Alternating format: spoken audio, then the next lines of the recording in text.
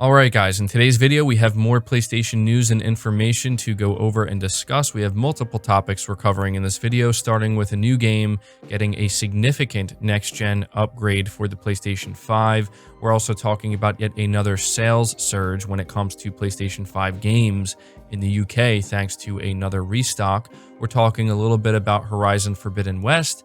And finally, we're talking about the PlayStation 5's APU, since apparently it has finally been revealed. There are certainly some interesting things that people are discovering with the PS5's APU that I think you guys are going to be interested in. So before we dive into it, if you could do me a big favor and hit the like button to help this video out and show it your support, I would greatly appreciate that. And make sure you leave a comment down below with your thoughts on everything we discuss. Starting with this next-gen upgrade, 4A Games has detailed all of the Metro Exodus PS5 upgrades we can expect when the new version launches later this year, including 4K resolution, fully ray-traced lighting, additional bug fixes, and more. Revealed on 4A Games' website, the PS5 version of the game will have full ray tracing for every light source with an infinite number of light bounces. The atmosphere and transparent surfaces will also ray trace light, along with optimized shaders, 4K textures, and an FOV slider. The game will also have ray traced emissive surfaces with area shadows, GPU FP16 support, and DX12 support. Finally, the game will also support the DualSense controller and have additional bug fixes with load time improvements. This is all impressive and will be available for free to existing owners of the game on PS5. So there is no release date yet, but this is a very substantial upgrade. As you can see, it almost comes off as if what they're doing with Metro Exodus and ray tracing is on another level. It seems to be very impressive, and I'm not going to lie, this is a game that I will be excited to play to see just how good it looks on the PS5. I've heard nothing but good things about this series, so I am very much looking forward to it. I'm also very happy to see that we have yet another developer supporting the DualSense features. We are continuing to see this, and this is great in my opinion because the DualSense really is an important part of the PlayStation 5 package, and it would be incredibly disappointing to see developers not supporting it, but we're not seeing that. We're seeing the exact opposite of that, so good news. Also, the fact that it's free to anybody who currently owns the game, that's great. I think a lot of people are going to be very happy about that.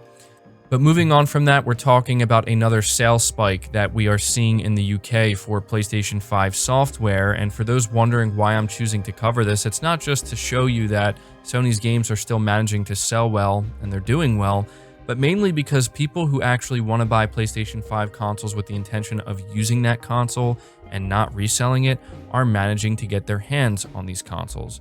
It's a good sign because a lot of people are under the belief that only scalpers are managing to buy these consoles, and that's not entirely true. Scalpers are definitely picking up more of these consoles than we would like to see, but they're not the only ones. And so when we see a big sales increase like this for software specifically for the PS5, it's a good sign that more gamers are actually managing to pick this new console up. It says the latest GfK data has revealed that physical game sales have spiked in the UK after the console was briefly restocked in recent weeks.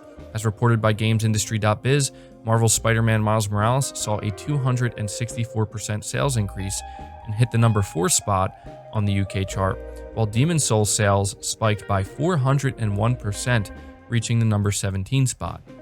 Now again, that doesn't mean that every single PS5 sold made its way into the hands of a gamer, someone who actually wants to, use a gaming console to play video games on.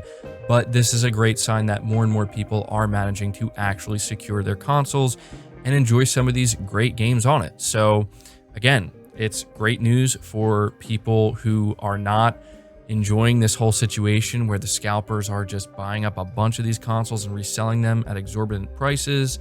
And it's also a good sign that games like Spider-Man Miles Morales and Demon's Souls are continuing to do well for Sony.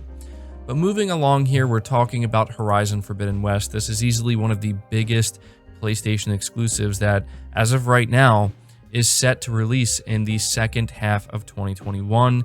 If I had to guess as to when Sony wants to release it, I'm thinking more towards the holiday this year. I think it really depends on whether or not God of War is going to hit that 2021 release target. If it does, I think Horizon could release earlier, maybe in like, August or September. But if not, then I suspect that Horizon Forbidden West will be the big October-November holiday title that Sony releases to help move more PS5 units. But what we're talking about here is voice actress Ashley Birch. She is the voice actress who plays Aloy. She had some interesting things to say in a recent interview with Games Radar Plus about the development of the game. So she said, "I have to record later this week. It's going, it's still happening. I can't say a lot, but I will say that I really do think that all of the things that people loved about Zero Dawn, the gorgeous world, the immersive story, the awesome gameplay, Forbidden West is just more and better. The new areas that Aloy is traveling to, the tribes that she's meeting, and the story that unfolds. I got a primer on it all before recording for the game, where the writing team took me through the arc of the story, and it was like being a kid at a campfire. I'm just so excited for it. I'm also a fan. So I'll be recording sessions and we'll be recording a scene, and I'm like, I can't wait to do this fight, or I can't wait to explore this area. So yeah, I really think people are going to enjoy it." Now, obviously she doesn't reveal anything major here. She would get in trouble if she did, but it does get me even more excited about this title, and I think that everybody can agree that that's what we want to hear. Horizon Zero Dawn has a winning formula when it comes to the gameplay design and everything about it, the combat, the exploration, the way the story unfolds, right? The side missions. But there are areas that are obviously going to be improved upon. But what we really want, I think, most of us anyway, is we do want it to be better, but we want more of it. And so I think that's a good sign, because I think if they were to take a route where Horizon Forbidden West is just completely different compared to Horizon Zero Dawn, like just a completely different game, I think that that would put a lot of people off, because let's not forget, Horizon Zero Dawn was one of Sony's most successful games, and the overwhelming majority of people really loved what Sony did and what Guerrilla Games did with Horizon Zero Dawn. So there you go. That's what Ashley Birch had to say about recording voice lines for Aloy. Now, I have seen some people say that this is a sign the game is going to get pushed out of 2021 because they're still recording, voice lines and voiceovers for it. I can't speak to that. I don't know whether this is an indicator of that. I do think it's unlikely that Horizon Forbidden West will be delayed, though, because if you think about it, this game has been in development for quite some time. It's been in development since 2017, presumably. So I think that they're close to finishing it, and I do think it will still release this year.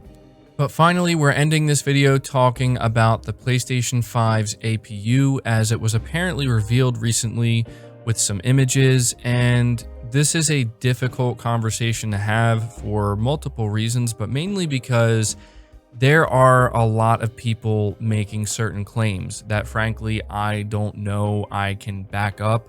For example, there are people saying that this is proof that the PS5 has no RDNA 3, no Infinity Cache, no this, no that, while there are others saying, no, that's not true, you can't figure that out just based off of these images. So I'm not here to tell you what to think of this. What I am here to do is just report to you what's currently being said. And I also want to maybe apologize as well to a large portion of my audience who has been following me, because you'll know that I was heavily involved in the inside source conversation where individuals were making claims about the PS5 hardware, stating that they were hearing it from their sources that they trusted. And I never came out and blatantly said, hey, yeah, this is 100% true. Trust me. No, I've always made sure to let you guys know it was just rumor and we have to take it with a grain of salt. But there's no doubt that I did pump these rumors up. I did peddle them, and you could clearly sense the excitement in my voice when talking about them because they sounded pretty good, right? Maybe too good to be true for many people. Anyway, it says a detailed breakdown shot of the PS5 APU has been posted by Twitter user Fritz Chen's Fritz, revealing some key features about the console's meaty innards. The PS5 APU breakdown reveals that some Zen 2 FPU parts are actually missing from the console, with other users noting that there is no unified cache for the CPU or Infinity Cache for the GPU. This probably won't mean much unless you're big on your tech, but already some are commenting that the PS5 isn't as powerful as people initially assumed. Now, just to speak to that last line for a minute here, I think that's a fair line. I think that's totally fair, because there's no doubt that, yeah, people like me and others were really running with this idea that there's something secret hidden in the PS5. I'm not going to pretend that I didn't believe this and I didn't subscribe to this notion.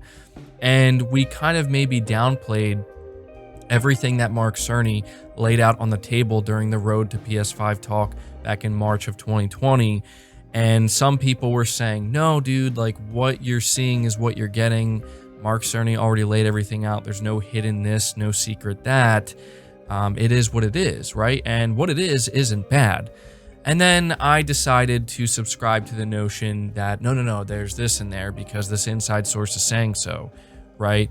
And to be honest, it does kind of make sense. You have to wonder why Sony has not talked about the PlayStation 5 in a technical way since then, right? It seems like Sony basically allowed Mark Cerny to lay everything out on the table, and then they moved on from that and decided to focus on the games, the things that matter most at the end of the day, which is totally understandable. Now, it gets a little bit more interesting here because the individual who posted these images, Fritz, they said a first quick and dirty die shot of the PS5 APU, better SWIR image will follow. It looks like some Zen 2 FPU parts are missing. But then we have an individual, Michael T, who is apparently a hardware and tech analyst, commenting on this, and he said, thanks for sharing. The lack of the FPU extensions for Zen 2 are logical. AVX2 will kill performance, heat frequency anyway, and should not be on the CPU. Again, as I have said many times, a console has very different needs and cuts are normal. This is not a desktop device. And I just thought that this was worth pointing out because when people read these things, if you don't fully understand it, and I'm not claiming I fully understand it because I don't, but when people read these things, it immediately just sounds like bad news. Like, oh man, they cut this, they cut that. But the question is, why would they do that? We already know that these consoles are highly customized, Series X included. But at this point, it's safe to say that a lot of these things, a lot of these notions that some people were subscribed to, again, myself included, believing that, oh, there's something secretly hidden in there. And I still see some people saying that there is or there might be, and I'm not going to speak to that anymore because at this point, in my opinion, it really is completely irrelevant. Not because I want it to be, but because it is. These consoles are out. People are playing on them. And I can tell you that as somebody who has spent 3 months straight playing on the PS5, experiencing a lot of the games that Sony has put out, as well as many third-party games, I can't sit here and tell you that this has any impact on my enjoyment of the console whatsoever, right? I did try to explain in the past that it never really did. It just makes for some very interesting conversation, and I know that some people really do care about this stuff, but ultimately, at the end of the day, it is what it is. There's a reason why Sony decided not to focus on the inside of the PS5 in the same way that Microsoft did with the Series X, and I'm okay with that. Sony's like, hey, we're not worried about selling you on this console based off of its technical specifications. We're worried about selling you on this console with the games that we're going to show you. And it worked because the games I've played on the PS5 so far look incredible. They perform very well, and I've been enjoying it. But I do want to apologize to anybody that maybe followed me and was also very much subscribed to this notion, because I won't deny it. I won't make it sound like I didn't peddle this stuff, that I didn't pump it up. I definitely did. And if we're finding out now that, yeah, none of it was true, then, wow, I guess it just goes to show we really need to stop paying attention to these supposed insiders. I've been burned so many times in the past by paying attention to supposed insiders. And that's not to say that we should completely ignore all rumors, because we shouldn't. It really comes down to, how much is there backing this up? How substantiated are these rumors? Who is saying this, right? Like, where's the source? I think that that's what it comes down to, and I apologize for essentially following baseless rumors where the source is essentially, trust me, bro. And I apologize for that, because that's not fair. That's not fair to me. It's not fair to the content I'm producing and the integrity of my channel, and it's certainly not fair to my audience. But at the end of the day, I don't think this is something that anybody is going to look at and be like, well, time to throw my PS5 out because it's a useless piece of junk now. I don't think that that's what we should do, right? Anyway, that's going to do it for the video, guys. I hope you did enjoy it. I hope you did find it informative. Again, if you did, make sure you leave it a like, subscribe to the channel if you're new, hit the bell notification icon, and feel free to share this video out on top of all that. But until next time, guys, take care.